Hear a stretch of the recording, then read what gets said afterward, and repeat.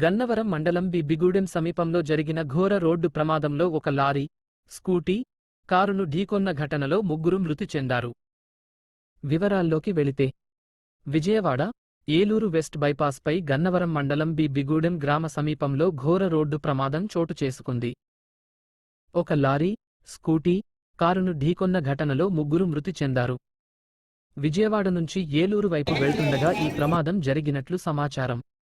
Lorry tyre puncture కావడంతో అదుపు తప్పి ట్యాంకర్ను ఢీకొట్టిన అనంతరం కారు, స్కూటీపైకి దూసుకెళ్లినట్లు తెలుస్తోంది. ఈ ప్రమాదంలో కారులో ప్రయాణిస్తున్న నలుగురిలో ఇద్దరు మృతి చెందగా, మరో వ్యక్తికి తీవ్ర గాయాలయ్యాయి. మృతులను కైకలూరు మండలం పెంచకలమర్రు గ్రామానికి చెందిన 27 సంవత్సరాల జయమంగళ భువన, 3 సంవత్సరాల సాయిగా గుర్తించారు. అలాగే స్కూటీపై ప్రయాణిస్తున్న వ్యక్తి కూడా మృతి చెందగా, అతను విజయవాడకు చెందిన వ్యక్తిగా పోలీసులు భావిస్తున్నారు. పూర్తి వివరాలు తెలియాల్సి ఉంది. ప్రమాదంపై సమాచారం అందుకున్న పోలీసులు ఘటనాస్థలికి చేరుకుని సహాయక చర్యలు చేపట్టారు. కేసు నమోదు చేసి దర్యాప్తు చేస్తున్నారు.